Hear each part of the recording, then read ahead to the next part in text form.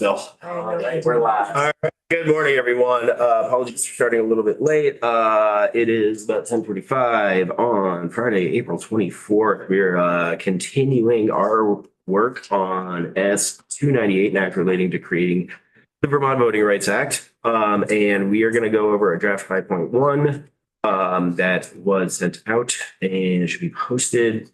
Couple of changes in there that council is going to review. We have the AG's office coming in later today in anticipation of the conversation that we have had with them about adding a little bit of clarity to some of those sections. Council has drafted some language that we feel addresses what they were looking for. So with that, Mr. Devlin, the table is yours. Very much, Chair Byron. Thank you very much for having me in this morning, committee members. For the record, my name is Tim Devlin, Legislative Counsel. You do indeed have draft 5.1 of the strike all amendment to 298, an act relating to the Creating Voting Rights Act, which this will actually rename the Voter Protections Act. There are two groups of changes. All changes from the last version the committee considered have been highlighted blue for ease of reference. First bucket of changes on page 3. Actually, no, sorry, I'm going to do them in reverse order. But first bucket of changes will introduce some hyper-specific requirements for which entities posting what on those candidate disclosure forms that were discussed yesterday. That is between the Secretary of State's office, providing hyperlinks to materials to be posted on the website of the State Ethics Commission by the Commission. The second group of changes are going to be less apparent looking through this, and it's because they're reorganizational, but will have a significant legal effect of taking the voter dilution language and instead of creating its own chapter, new chapter in Title 17, where we have the rest of the election law, it will slot it in as a subchapter of 17 VSA Chapter 35, where we have those offenses against the purity of elections. The effect of that being that the Attorney General's office, through the S-23 that was enacted earlier this year, was granted investigatory authority to look into all offenses against the purity of election, basically anything in that chapter. So by putting the vote dilution and into that chapter, the investigatory authority will encompass that as well.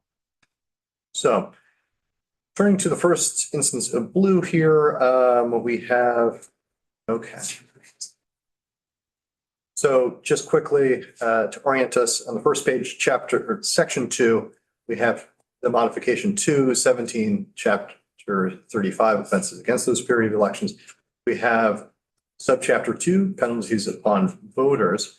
And this is where we have this committee substitute the language from the House Judiciary Bill 541 into here, and replacing those 4 instances of voter and election interference.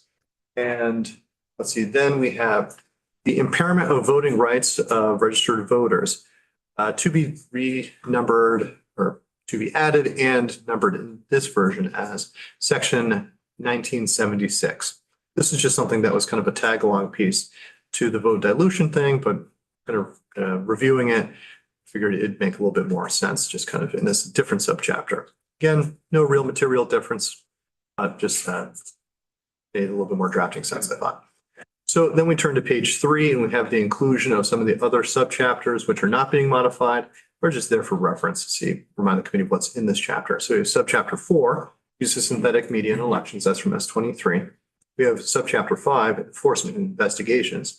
That is the AG's authority and is, again, applicable to every chapter in here. And then we have the to be added subchapter 6, voter protections. This appears almost verbatim as what was considered by the committee already. We have just basically some renumbering. So vote denial or dilution will be numbered, the new section 17 VSA 2045.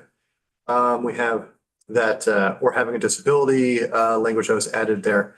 And just for conformity across when that term disability is used in this context for protected classes, below it appears as defined by that statutory reference. So I figured it would be right, for continuity's sake, just to include that here as well. Again, not really of substance.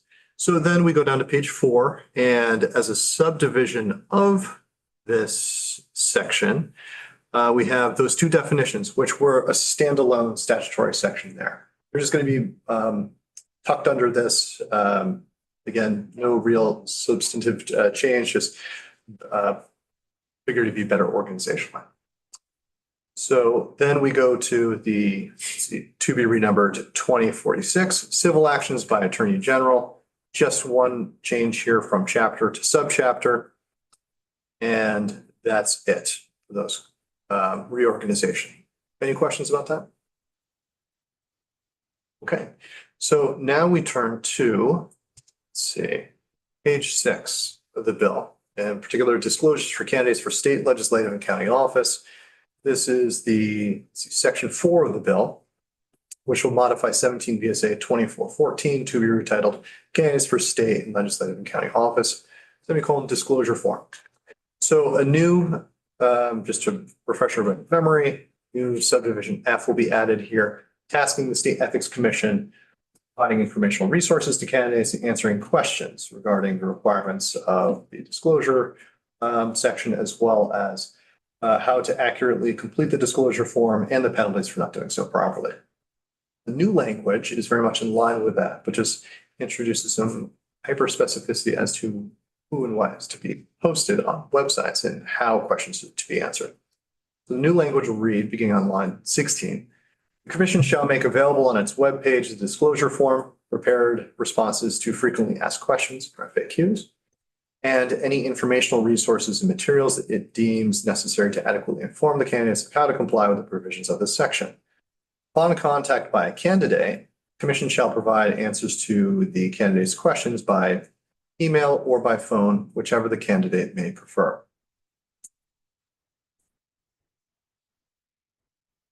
Then an additional subdivision 2 here will speak to the Secretary of State's responsibilities. We'll read page 7, line 3. 2, the Office of the Secretary of State shall provide hyperlinks from its webpage connecting to the disclosure form and other materials and resources required of the State Ethics Commission pursuant to subdivision 1, the subsection that is what we just read. All right, That's it. we took a lot of testimony and heard a lot of people on those 2 pieces, so I haven't seen this. It was what we charted as the path from yesterday for the new language, so everybody take a moment and let that marinate. But everybody seems to be favorable to the new words. Beth Waters Evans. Yes, I just, it's just a bummer that there was no other way to resolve it. Is bummer an official legal word? I wish that I had been able to, move forward at least a little bit in a way that made people feel comfortable about the way the process is going to work. And I just really hope that we can resolve it in the future. Help make things right with the Ethics Commission too, and just make sure they have the resources to do what we ask them to do.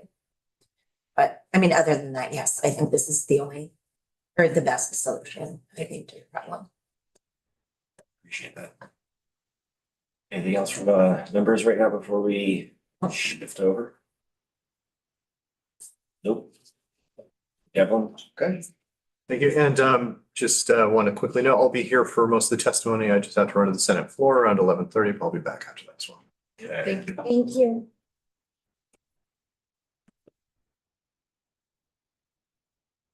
All right, Mr. Shannon.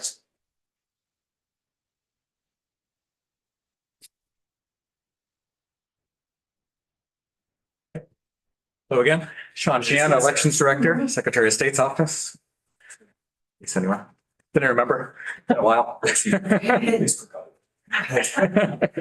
I can be short on this side. I think taking the same order as Mr. Devlin did on the ethics form. Yep, we're fine with the with the language, I think that we stand ready to make that link and post as soon as it's available.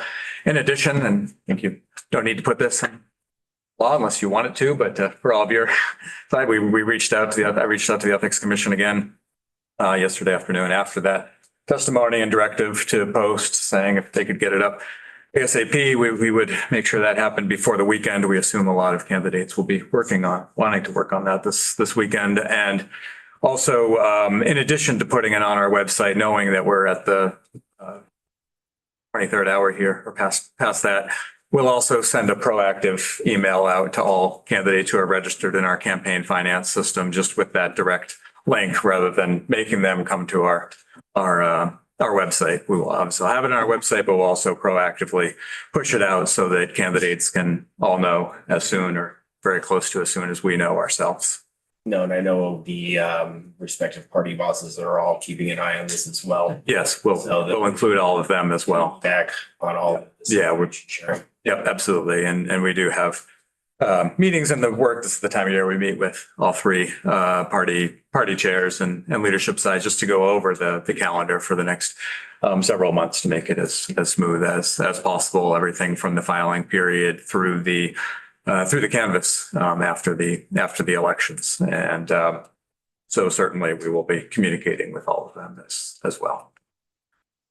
As far as the restructuring of the language and around the Attorney General's investigative authority, we're glad you're having the Attorney General's office in this afternoon. We defer to them on all things related to their investigative authority. We defer to Legislative Counsel on the way the law in Title 17 should be structured. If they're happy with those sections, we're happy as well. As far as the election interference, bringing over, melding the H541 language into this bill, we're supportive of that as well. We appreciate bringing in the language to bring that consistency around the checklist language that we testified about the other day, and that the Clerks Association also testified in support of. We know they appreciate that clear direction and consistency, and we do as well. Finally, on the issue of, I think, bringing in, adding Vermonters with disabilities to the protected class side, I just wanted to speak to that for a little bit for a moment. We're completely supportive, very forcefully supportive of doing all we can to help all Vermonters to vote in the elections, and to making a special effort to reach out to Vermonters with disabilities. I guess has been discussed when we look at past general elections, Vermonters with disabilities vote in just about the same, right about on average, the national average, right on par with the national average within the margin of error statistically, whereas Vermonters without disability, great gains, were far above the national average, and that's a concern. If we were going to get, we're proud that we exceeded 70% voter participation in the last two presidential elections for the first time on record. And we want to do better. We need to do better, and we need to particularly pay attention to those groups of Vermonters who face more challenges. That's why the Secretary launched a voter accessibility task force last fall, and we have 4 working groups focusing, and one of the working groups focuses on Vermonters with disabilities. Thank you, Representative Sutstone, for serving on that committee, doing great work, I think, to help reach Vermonters with disabilities, making sure that all the investments that Vermont has made into accessible voting machines and so forth can really be maximized as we come up on the primary and the general election. So we're fully supportive of all of that. I think for the reason or the question of why voters with disabilities weren't previously in that section, I think when it was largely that the Voting Rights Act of 1965, which had been the kind of the impetus to having this Vermont Voting Rights Act, now the Vermont the Voter Protection Act, to make sure that if federal law is struck down, that we don't have changes to law, the Vermont's election rules and procedures, which really has been our litmus test and the drum we've been beating. In the Federal Voting Rights Act of 1955, 52 U.S. Code 10301 outlines the protected classes. It doesn't include Americans with disabilities. That's not, we're not supportive of that. We're not endorsing that. That's just the way that law was written. In federal law, there are protections for voters with disabilities. And those laws allow any voter with disability or inability to read or write to be assisted by a person of their choice. That's in 52 U.S. Code 10508.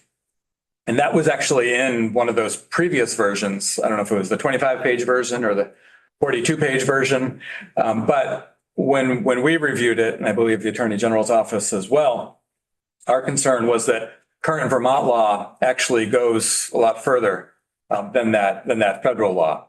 We have in 17 VSA 2812B says that any qualified voter who requires assistance may designate an election officer or other person to assist them in the voting booth. Similarly, the federal law says that that assistant must follow the voter's instructions. They can't influence the voter's choice. Similarly, 17 VSA 2812 B4 says that the assistant must act in accordance with the voter's instruction. They can't solicit the voter's vote. They can't attempt to influence it. It actually takes a step beyond the federal law to say that they must not divulge how the voter voted. So from that standpoint, because Vermont law went further saying that anybody can get this right to this assistance, our concern was if you put in to law the federal language, you're actually going to be backtracking and removing rights that Vermonters have right now. And so that was the concern with having the language in there as it was. Having said that, I think whether the addition of Vermonters with disabilities to the protected class piece, while that would differ from the Federal Voting Rights Act, if it's part of, as we discussed, and I think as has been discussed, of really this multiple step process of number one, this year in the election year, making sure we're not changing election rules and processes, making sure we have that backstop if federal law is struck down, that federal law is codified in Vermont law. And at the same time, also looking to tee up for next year where we can always improve. We all recognize, as we've all spoken to, that there is room for improvement, particularly in this area of Vermonters with disabilities. We want to tee that up. We want to have strong effort next year. If you can be building the scaffolding this year to tee that up for next year and it won't change rules and processes, great. We're supportive of it. And so I think to that piece as well, I certainly would love when you have the Attorney General's office in this afternoon, just to confirm with them that the latest version will be clear as far as what their direction is, what their enforcement is. The current rights that are already in Vermont law won't be impacted. And beyond that, we're fully supportive. Go. I have a few questions. Thank you again for being back here. I really appreciate it. First of all, I appreciate the tutorial on the language groups and how you all were approaching that. So that's really helpful. And with the addition of the disabilities, I just want to really make sure that this is not an additional burden on clerks to have to provide disability services of any kind, but that the individual who is requesting accommodation is responsible for finding their own assistance with disabilities. Yeah, I think I'd say that the assistance with the disabilities, that isn't a change. That's been in Vermont law. And so that's no change to process or procedures. And it's not just somebody with disabilities in Vermont law. The federal law, this existed, had been people with disabilities or inability to read or write. The Vermont law had said any qualified voter who requires assistance may designate any person to assist them in the voting booth. Okay, I must have misunderstood. You said something earlier that I misunderstood. The other question I have is if clerks have concerns or questions during the election season process and they reach out to your office, do you have an individual who is dedicated to answering those types of questions so that the burden doesn't fall on the clerk? Because the individual asking may not be aware of what resources are available to them, or it may be a new disability of some kind that they just got, that just happened to them, so they have no idea where to turn. So how does your office plan to support that? Sure, absolutely. I think as far as support for clerks, I mean, clerks are our top, top priority.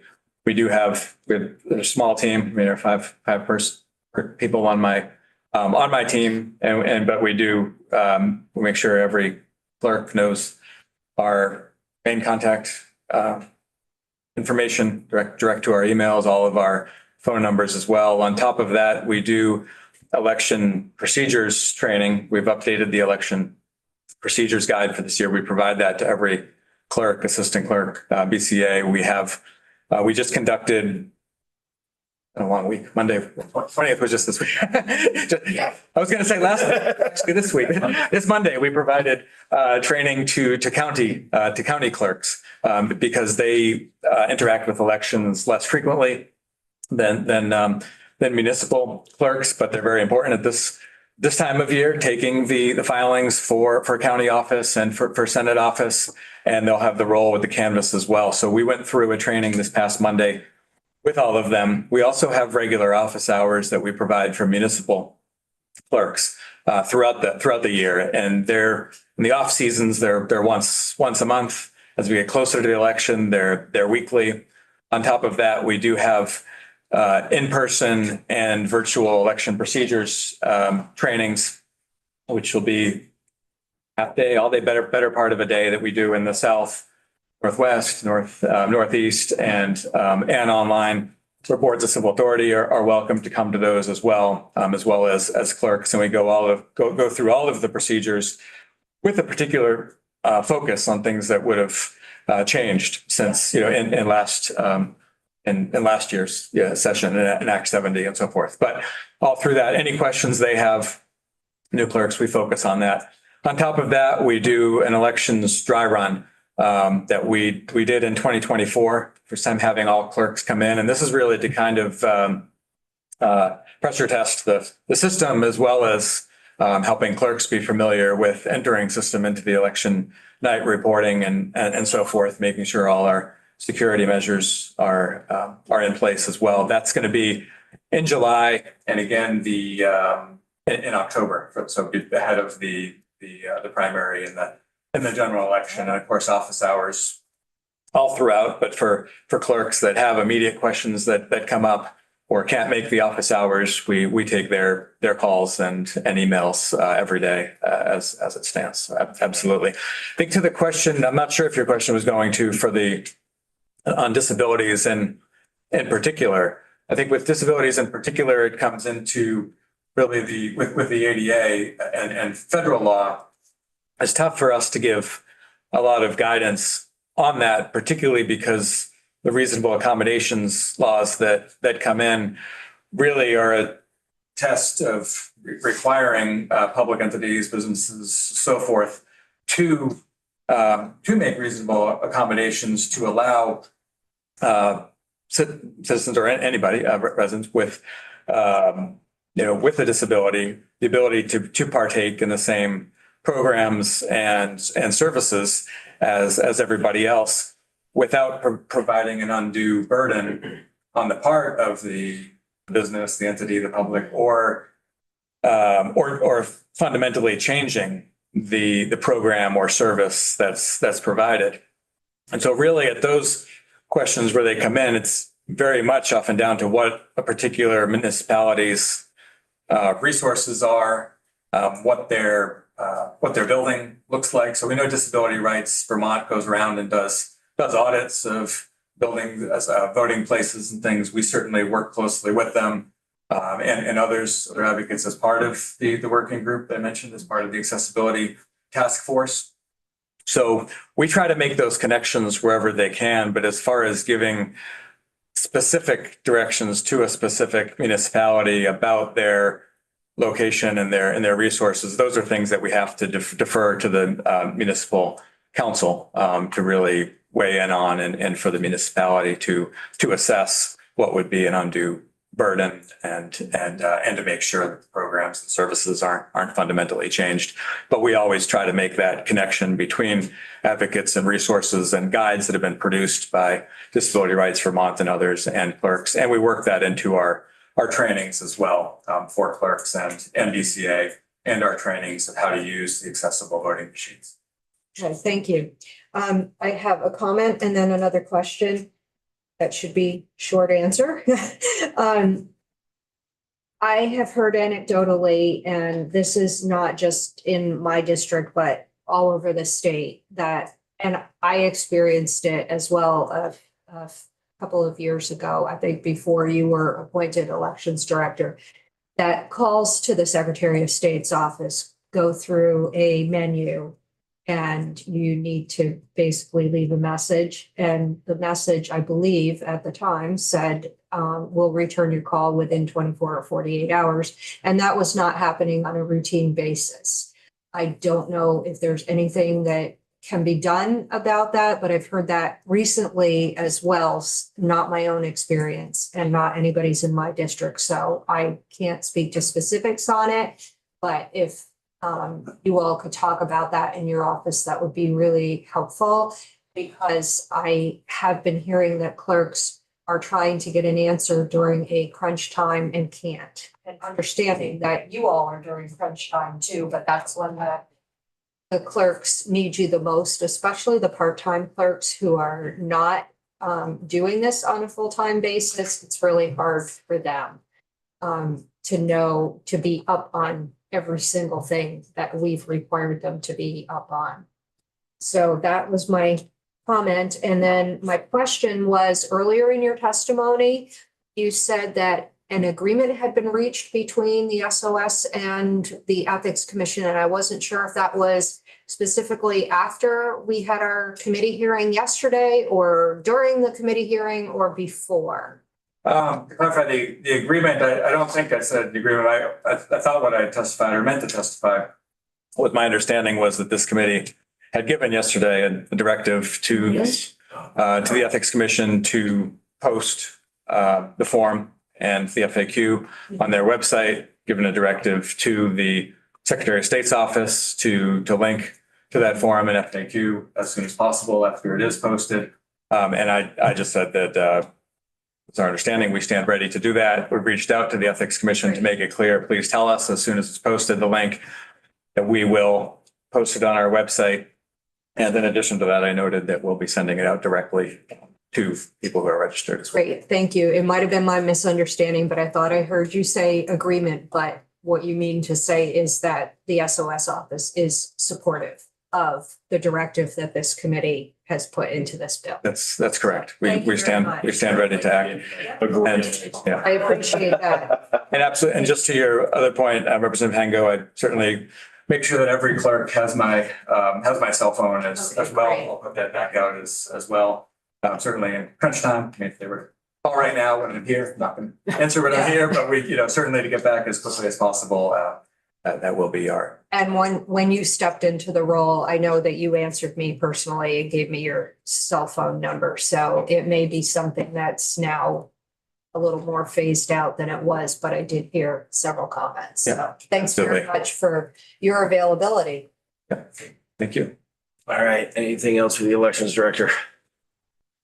Nope. All right, Thank you all. until the next time we call you up. Thank you so much for being so available, Sean. All right, up next, we have some testimony coming in from Rev Up Vermont, and we're gonna start off with Kate LaRose. Kate, how are you? Thank you so much. Actually, is it possible we can start with Maria? Certainly, Maria, Thank how are you. you? It's been a while. Hello, hello. Glad to see everyone here today. Good morning. And glad to see some new faces and some old familiar faces. So thank you for having me here today. For those of you who don't know me, my name is Maria Rinaldi. I am a lifelong Vermonter, a dedicated employee of St. Michael's College, a founding member of the Town of Jericho's DEI Committee, and the musical director of Vermont's Freedom and Unity Chorus. I am also paralyzed from the chest down and navigate the world from a power chair. I am here today with my fellow members of the leadership team from Rev Up Vermont. We are a nonpartisan campaign from the American Association of People with Disabilities, which stands for Register, Educate, Vote, Use Your Power. We are one of 21 chapters across the nation with a shared mission to build the power of the disability vote through increasing civic engagement in the disability community and improving the accessibility of elections. My worldview was shaped by the Ammonite priests at St. Mike's, who teach a simple but radical truth. Dignity is not something you earn, it is something you are born with. I am here today because our current voting system fails to reflect that inherent dignity for all Vermonters. We are currently operating in a national climate that is increasingly hostile toward the disabled community. We have witnessed the sitting president mock a reporter's disability and claim that disabled Americans are not smart enough to handle complex roles such as air traffic controllers. We have even heard the baseless claim that the disabled are being used as pawns for voter fraud. This isn't just hurtful rhetoric, it is a policy roadmap. There is a concerted effort at the federal level to dismantle mail-in balloting, the very tool that allows me and thousands of other disabled Vermonters to exercise our fundamental right to vote. If the federal SAVE Act passes, the national floor for voting rights will drop. S-298 must be Vermont's firewall. By explicitly adding people with disabilities as a protected class, you ensure that our dignity is not subject to the whims of federal interference. I don't just advocate for change, I help build it. As a founding member of the Jericho DEI Committee, we address the exclusionary nature of our town meeting head on. We preserve the dialogue of town meeting, allowing people to have their say, but move the final budget vote to an Australian ballot. The results were undeniable. Our voter participation increased significantly. However, Jericho is the exception. Currently, 68% of Vermont towns still require in-person floor votes. We are here with 3 specific asks for the committee regarding S-298. We urge you to restore the provisions, to restore the private right of action. We urge you to restore the provisions that allow for a private right of action. This is a foundational pillar of the Federal Voting Rights Act. Restoring this ensures that Vermonters have the legal standing to defend their own constitutional rights when they are infringed upon. Codify universal mail-in ballots. We must protect the mail-in system from federal interference. By codifying this in S-298, you ensure that no matter what happens in Washington, D.C., a disabled Vermonter's kitchen table remains a valid and protected polling place. Finally, we'd like to ask you to expand the definitions of Section 2801 by formally adding disability as a protected class, as you have recently added. However, I just heard testimony from the Secretary of State's office, and it leads me to a difficult question. Why are people with disabilities being asked to wait again? I'm sure Vermont law provides stronger, more explicit protections for race and language minorities. But people of color, People of minority languages also suffer from disabilities. We must address why the Secretary of State's office continues to delay full compliance with the ADA and existing federal laws. I want to remind this committee that you represent all of your constituents. We are not asking for special treatment. We are asking for the same legal standing already afforded to others. We look to you to vote with the dignity and civil rights of the disability community in mind. In closing, we aren't here to burn the system down. We are here to fulfill its promise. The Federal SAVE Act is a storm on the horizon, but the barriers in 68% of our towns are a storm that is already here. I urge this committee to pass S298 as a shield for all Vermonters. Let our actions reflect our belief that the right to vote is as inherent as the dignity we are born with. Thank you very much. No, thank you, Maria. Any questions for this guest?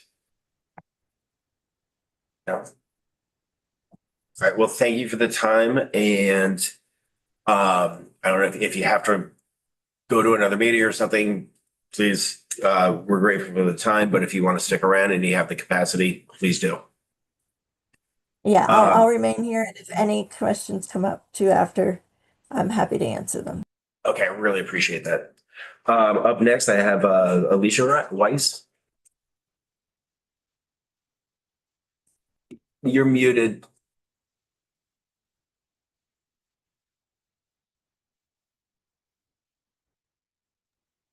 Thank you. I'm going to apologize in advance. I'm on a medication that dries my mouth out, so I will be hitting water frequently.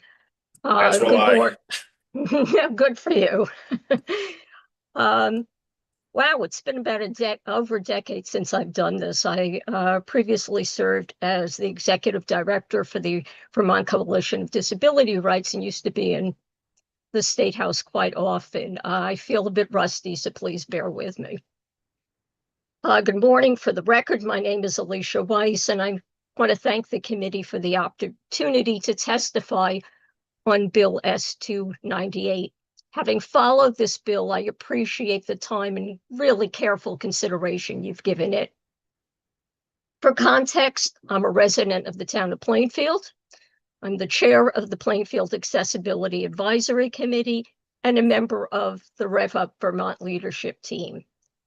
My testimony is shaped by over 2 decades of work with individuals with a very wide range of disabilities in higher education, and as a disability rights advocate. I'm also a person with disabilities. Although they don't currently impact my ability to vote, that wasn't the case in the past, and it may not always be the case in the future. First and foremost, I want to commend the committee for adding disability to the list of protected classes in section 2801 and share why it's essential that it remains included to ensure that voting in Vermont is not only compliant with the letter of federal and state civil rights statutes, but to embrace the spirit of our great state's commitment to inclusive democratic processes. As Ledge Council has stated, the term protected class has no single comprehensive definition in either state or federal law, although its protections are enforced by federal laws such as the Civil Rights Act and the Americans with Disability Act, as well as state civil rights statutes. Therefore, membership in protected class needs to be enumerated in each and every bill or other application. The inclusion of disability in S298 is consistent with Vermont state practice. For example, disability is explicitly mentioned among the protected groups named in Title 21, Section 495, Fair Employment Practices, Title 9, Section 4503, Unfair Housing Practice, and Title 9, Section 4502, Public Accommodations.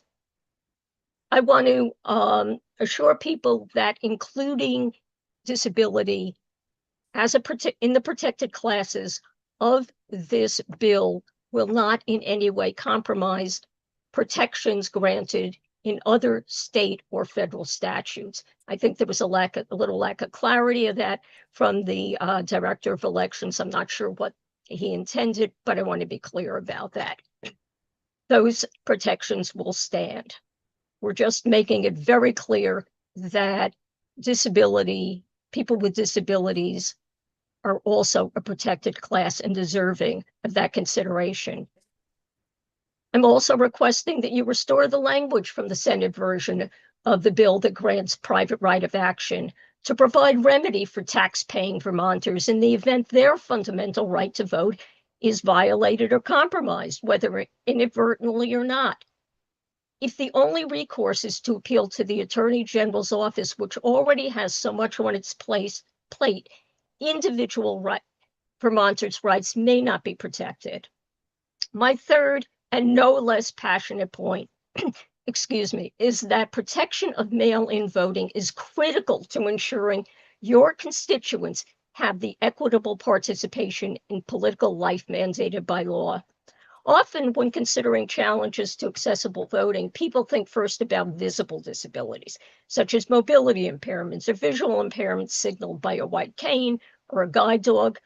Certainly, our long winters, uneven terrain, and historic town halls with deferred maintenance can present considerable barriers to those populations, but many, many other Vermonters with less obvious conditions depend upon mail-in voting for access. This includes, but is not limited to, individuals who are neurodiverse, immunocompromised, undergoing medical treatment, and those with brain injuries or certain mental health conditions.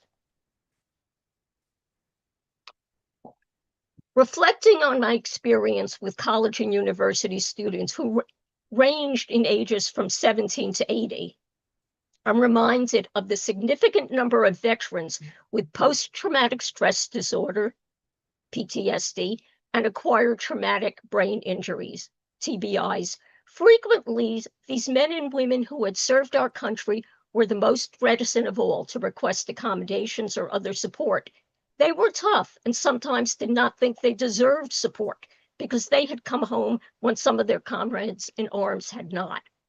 Many times, these folks did not appear in my office until they had failed a semester or a trusted faculty member had escorted them to disability services. Crowded, brightly lit, noisy environments were difficult and in some cases absolutely unbearable for these wounded warriors to inhabit for more than a few minutes, let alone to learn in. I'll never know just how many just gave up on the dream of higher education. In-person voting is similarly exclusionary for many persons with PTSD, TBIs, and other invisible disabilities. The COVID pandemic provided a lifeline to these folks in higher education, along with the subsequent expansion of online degree programs. In the civic realm, hybrid participation in town meeting and mail-in ballots expand accessibility.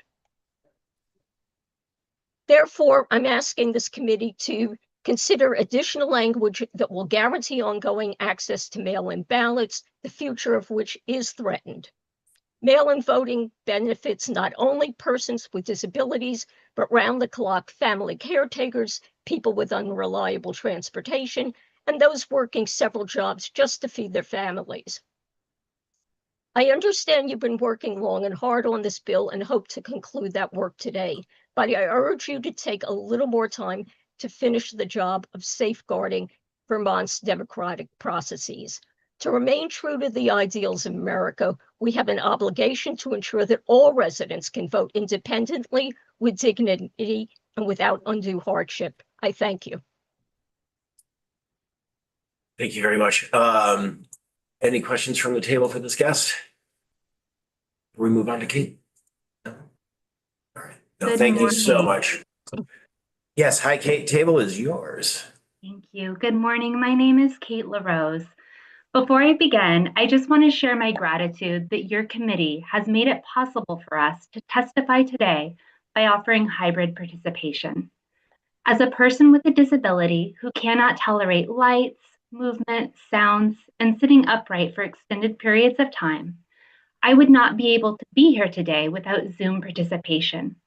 Often thought of as a mere convenience, for many disabled people, it's our only access to civic participation. Thank you, Chair Byrong, for making your committee accessible so that our voices can be heard too. I know that your committee has already received hours of testimony about S-298 from lobbyists, government workers, political parties, and lawyers. And I know that you're hoping to pass this bill out of committee later today. Thank you for making time this morning before you do to hear directly from those who have been deterred and denied the right to vote. I am here today as a member of Rev Up Vermont, a volunteer-led coalition we started because disabled people around the state are being shut out of democracy. I am here today as a staff member with the Vermont Center for Independent Living, who has organized passport events for our community, as they are scared about what will happen to them in the years ahead if they don't have a federal ID. I am here today as the former Vermont Human Rights Commission designee on the Act 133 working group, where half the members made clear recommendations for increasing voter access, which failed to make the overall report. And I am here today as someone who has been denied the right to vote in my municipal elections for 4 years running. But perhaps most importantly, I'm here today as someone who believes through and through in the power of democracy and civic engagement. At a time when federal protections are vanishing, or worse, being weaponized to harm those who have already been hurt, we need our communities. And our communities need us. This includes access to voting and local government. I want to share a piece of my story today, as well as the stories of others. Sharing these stories can be exhausting and painful, but we do it anyways because those of us without power need you, our elected officials, to hear us, to see us, to care about us enough to fix things for us. We can't walk through the halls of power. We don't have a team of lawyers on staff, and you won't see us hosting legislative dinner parties. All we have is right now, this moment with you, to not be made invisible. We invite you to honor this by listening deeply with curiosity and gentleness to what we have to share about the truth of our lived experience. Vermont likes to tell the story that we have voter turnout and meeting and public engagement levels to be proud of. You heard that again this morning. And that's true, but only for a certain demographic. What's top in the nation rankings for white non-disabled people looks very different for other demographics. Vermont is 49th nationally for disability access and voting, and we are dead last in the nation when it comes to the turnout gap between disabled and non-disabled voters. Sadly, we are not much better when it comes to the turnout gap for Black, Asian, and Hispanic voters, with some of the worst rates in the country, all significantly lower than the national averages, most especially for Black Vermonters. These are not disparities to be proud of. As a state, we like to pretend that voter education and outreach is the answer, as if somehow these abysmal data points are an indictment of individuals' actions and not the sum of decades and lifetimes of systemic barriers and discrimination. And we also like to pretend that when systemic problems exist, that the systems themselves will solve them. It's a comforting diversion, while the stories of those fighting for their rights around our state goes untold. Stories like Dawn, who's active on a town committee but has only been able to vote once in 9 years. And Josh, who was raised to cherish the right to vote, but who has been denied that right since becoming mostly bed confined. And Allison in Plainfield, who strongly believes in doing her civic duty, but left town meeting in tears after having to navigate an inaccessible building and parking lot. And Andrea in Shaftesbury, who is the chair of the State of Vermont Disability Council, but was told she could only watch her neighbors vote on town meeting day because current state law lacks the specificity needed for hybrid participation. And perhaps worst of all, a decorated World War II vet in Northfield who spent years begging to vote on his town budget to no avail leaving him wondering what he had fought for, if not for these most basic of freedoms. As disabled people, we are often told that we simply can just ask for accommodations. But if you've never had to repeatedly ask for permission in order to have access to a basic freedom, you need to understand what that process is like. Here are just a few of my experiences from the past several years. Each time I ask for an accommodation for civic participation, it's discussed in an open public session and recorded in meeting minutes for all to read. One time, when I requested access to a select board meeting, I was told that I had to submit a medical provider's letter. I did, but it cost me $100, hours off of work, and delayed my meeting access by 3 months. Every time I asked for access, no matter how politely, I started to be treated as an outcast more and more by my community. I became painted as a problem and an annoyance for my elected officials to have to deal with, as it required yet another agenda item, another letter to write, another special meeting for them. And no one ever bothered asking me, an exhausted disabled person just trying to get by, how I felt about any of this extra workload just to. You just muted, Kate. There we go. Okay. And no one ever bothered asking me, an exhausted disabled person just trying to get by, how I felt about any of this extra workload just to try and vote, get an accessible copy of a town meeting report or meeting minutes, or participate in public comment. And this even happens in cases where state and federal law is very clear, like curbside voting access. Though I cannot vote for municipal matters, I can vote for my school budget. Last year, I emailed my clerk to ask for a curbside ballot. I was told that wasn't possible on the day of elections. They were too busy. So I showed up and stood outside and asked everyone who walked past me if they could have the clerk bring me my ballot. At one point, the door opened and someone screamed at me, "You don't look too disabled to me," and then slammed the door back shut again. It was my select board member, who I couldn't vote for. Eventually, after standing outside in the cold and snow for over an hour, I was able to vote thanks to the help of the Secretary of State's office and Disability Rights Vermont. But after they collected my ballot, I was chided by the clerk and the Justice of the Peace for not planning better because, they told me, they were, quote, very busy with elections. You've heard a lot from us over the last 30 minutes, and we know that now, in the 11th hour of this biennium, there's only so much that can be done.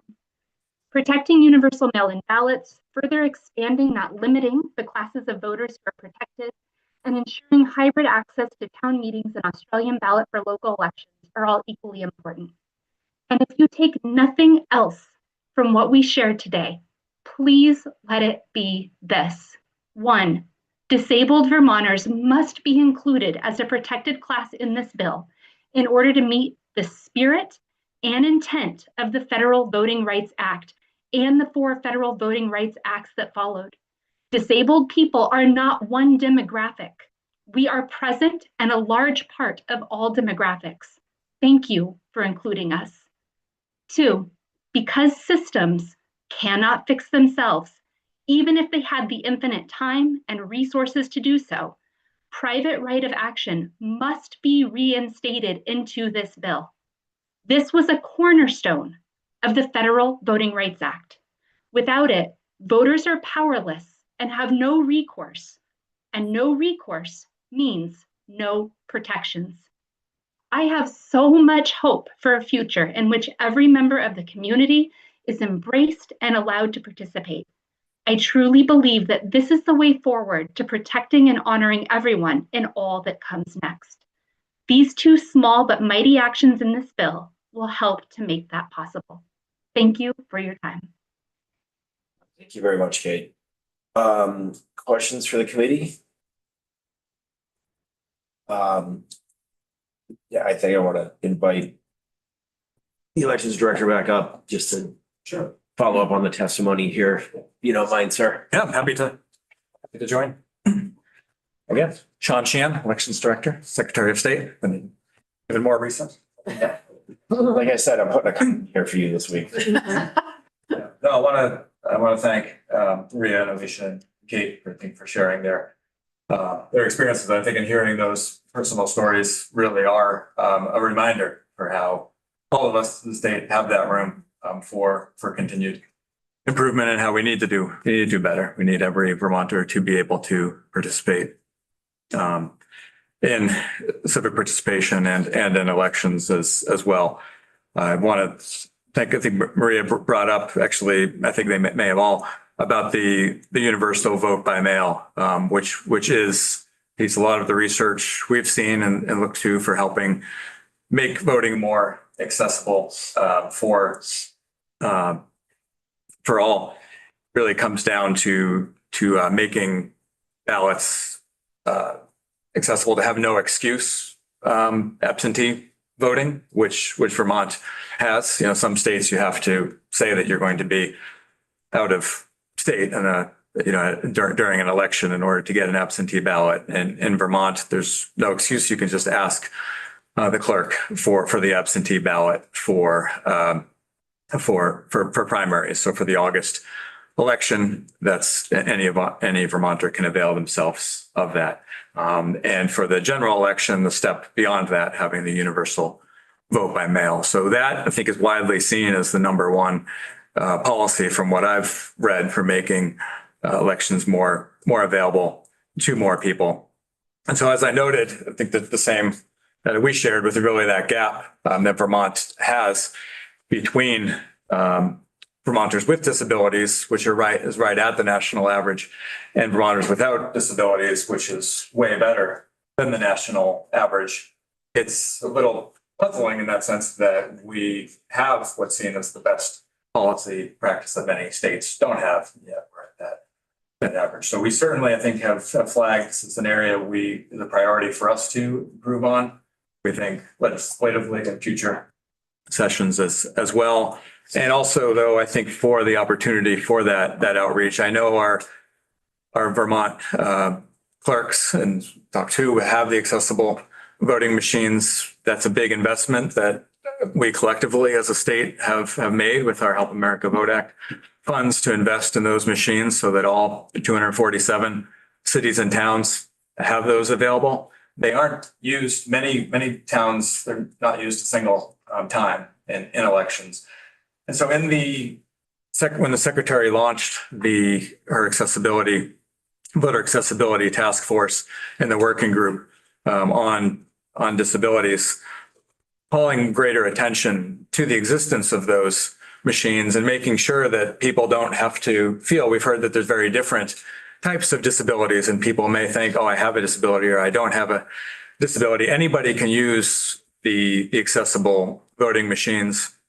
And some clerks were some towns play up the machines and have what they call a voter concierge. Rosie Leclerc, who's the clerk in East Montpelier, has told us about this voter concierge role that she has, one of the members of their Board of Civil Authority, welcoming people when they come in the door, seeing if they need assistance with voting, making sure they're aware of the accessible voting machines.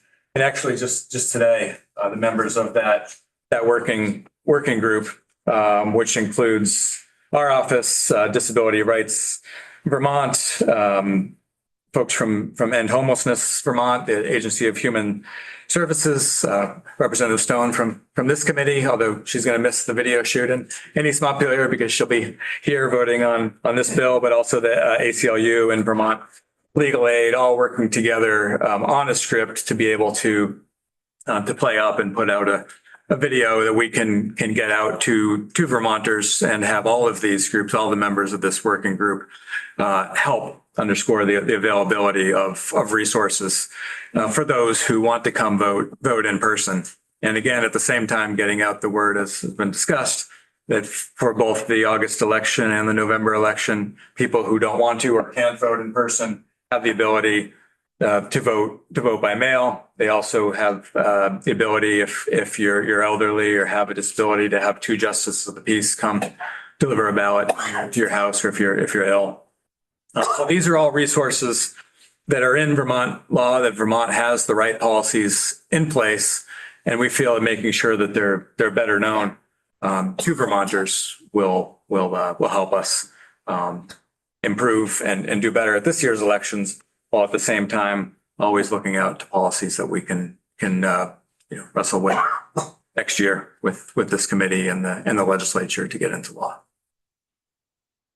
If there's any other questions, I'm happy to take them. If not, I appreciate your time today. Anything for Sean? Nope. Thank you very much, sir. Your time is greatly appreciated. And yeah, we're taking up another piece on this with the AG's office after lunch. So yeah. Thank you very much. Yeah, Thank you. no, thank you. I may be able to make it. I'm sorry. May be able to make a video shoot. Well, There's a video shoot? you just alluded to it, the Oh, working group. oh, the working group video shoot. Okay. I had a Tom Stevens email about a video stuck in my head. Yeah, different So I was like, video. wait, The link to work. understood. Yes. Thank you for that clarification, members. Okay, before we hit the lunch hour, we received an email from Paul from the Ethics Commission, and he requested an opportunity to join us. So he is joining us. Paul, how are you? I'm very good. Can you hear me okay? Mm-hmm. All right, good. Good. And I know you're probably all anxious for lunch, so I'll try not to take too much of your time. I did, seeing that there was a misunderstanding from Sean, I'm sorry Sean left, because I just received an email from Sean, apparently a misunderstanding of what happened yesterday. So I'd like to just briefly review that. During our Ethics Commission's Executive Director, Chris Sivert, testified yesterday, and she, was very clear that the Ethics Commission has never before done anything with the candidate disclosure form other than give it to the Secretary of State's office to distribute. And now the Secretary of State's office is quite all of a sudden asking us to do something new, but it's created this kind of kerfuffle, this deadlock. And so Chris made a proposal to break the deadlock, saying, okay, we don't want to be identified with the form as answering questions, but you know what, we will post it as long as you also post it, and we'll take questions that might come our way. Let's just get this done and put it out there for the public good, for the candidates' good. I did not, and tell me if I'm wrong, I did not hear any agreement nor disagreement to that.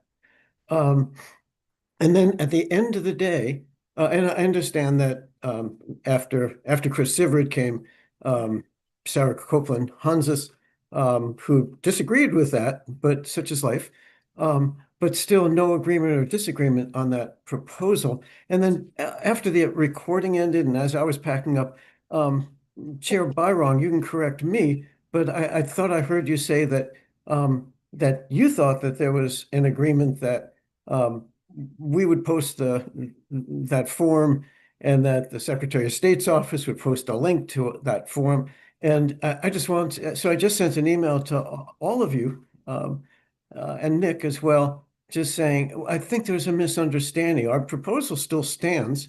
By the way, after I said goodbye to you folks yesterday, I learned that the one new staff member that House Appropriations had included for the Ethics Commission got stripped out by the Senate Appropriations Committee. So we are back to square one with virtually no staff, with assignments getting put upon us. So I just wanted to be clear that that was not something we agreed to. And I'm sorry again that Sean left, because I sent him a link, or rather a copy of the email I sent to all of you folks, kind of explaining that. That's pretty much it. I can explain why we don't want it on our website exclusively. If you I'm sorry. Yes. So I mean, towards the end of that meeting, Yes.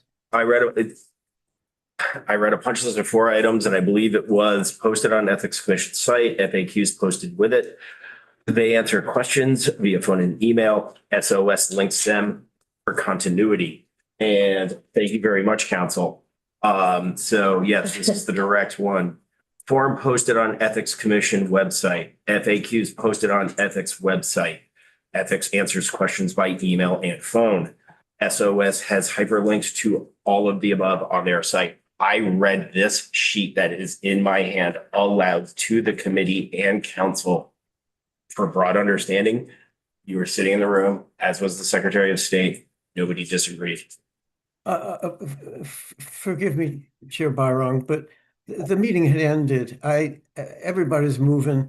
I figured that. The meeting was not over, Paul. It was still live. We were still meeting. Yeah, I just checked the recording. That part was cut off. So my understanding for, this is getting into the weeds, don't need to. For whatever reasons, I thought it would be better to just hold off at that moment. But here I am now saying there's a misunderstanding. We made a proposal. I think it's really quite a reasonable proposal that Chris made. And again, I'd be glad to explain why we would prefer not to post it on our website exclusively. I think what we would rather do actually is review that tape ourselves during lunch hour, but at this point in time, we are still planning to vote this bill out. If you have issues with what we are voting out, you can take it up instead.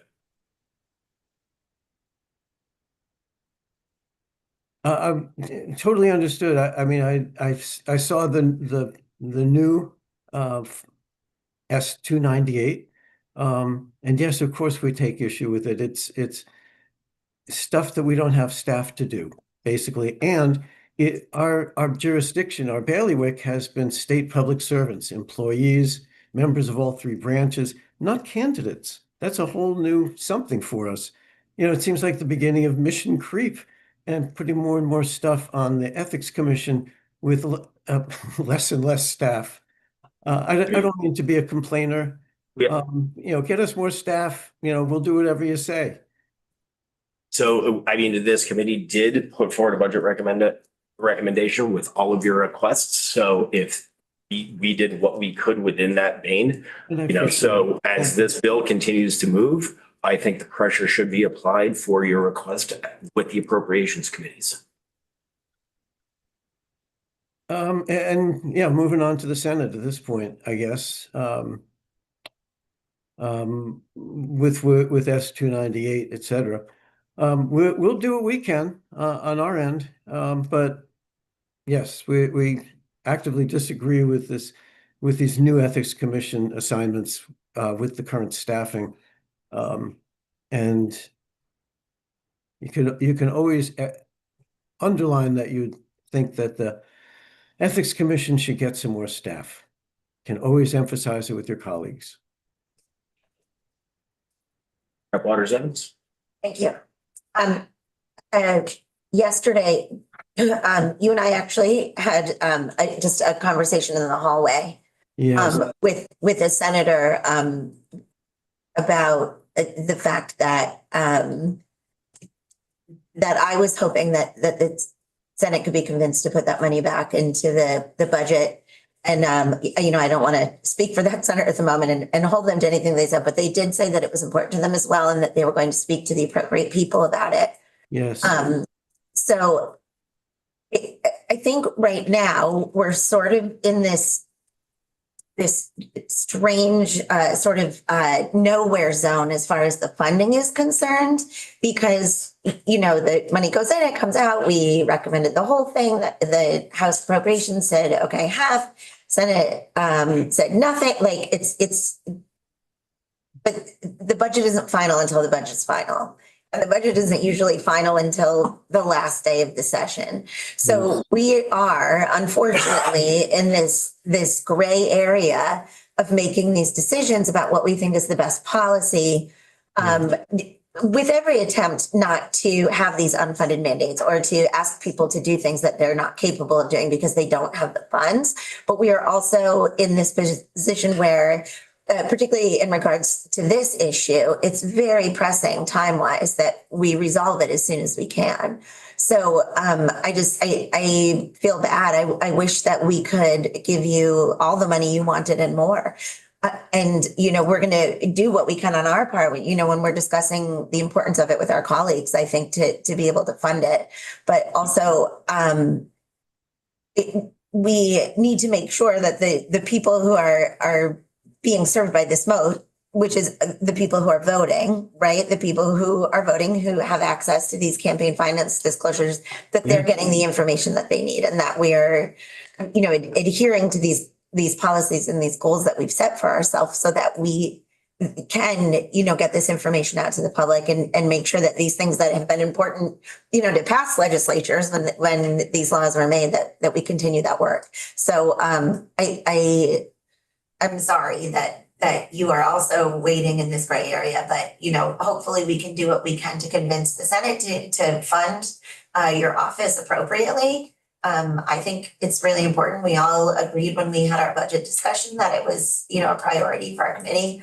And I think at this point, just given the nature of the deadline as far as the campaign finance disclosure forms are concerned, that we need to move forward with it, at least on our end.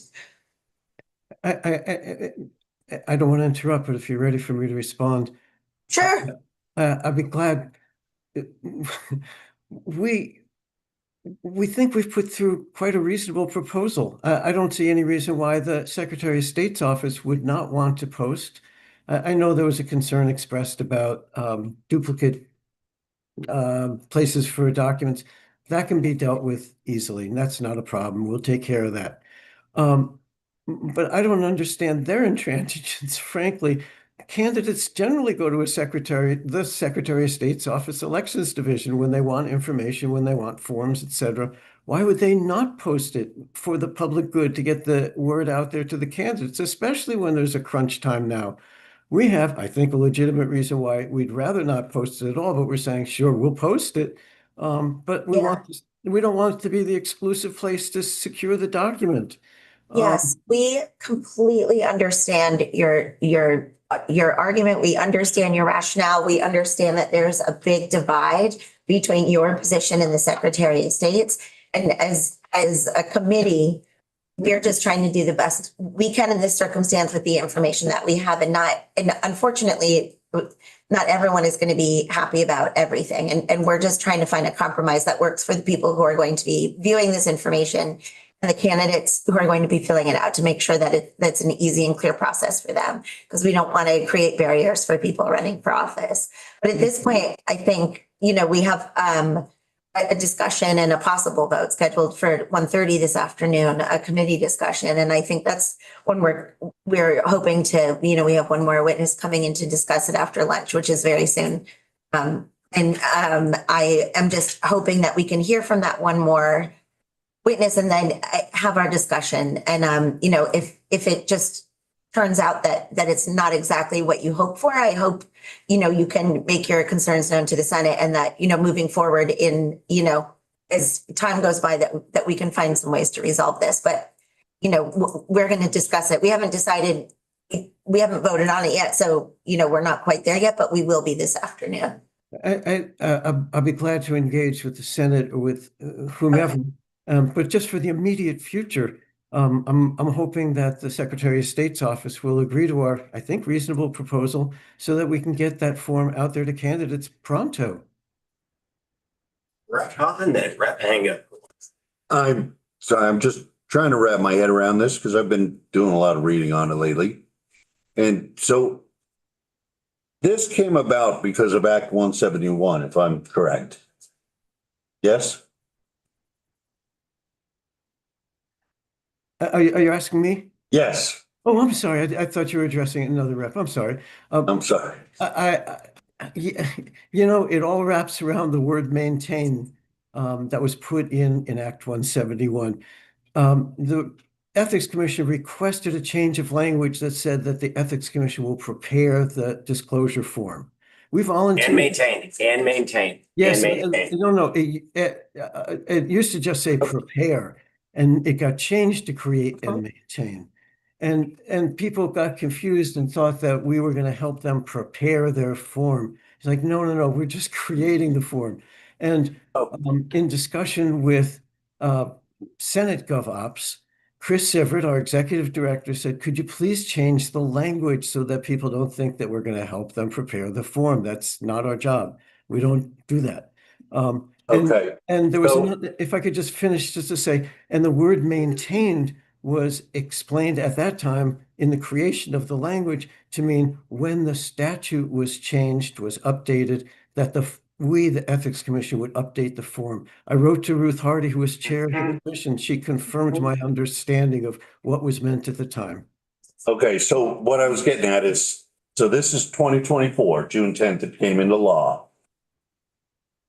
And now we're at time for another set of elections. So my question is, for almost 2 years, there was not time to at least make this form and get it out there?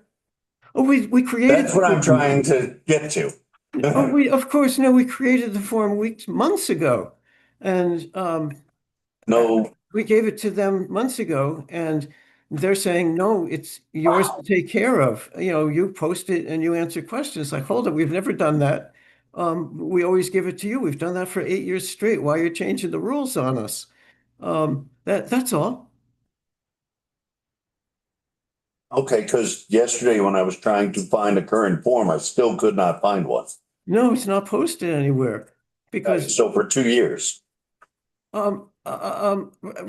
Well, I haven't kept track of it because when last it was needed, we figured well in advance of election season 2026, we will provide this to you. I think it was January when we sent the form, as we always have. It's virtually identical to the form for executive officers. So we send them that form. In years past, they just changed the heading to say candidates form, and that's been that.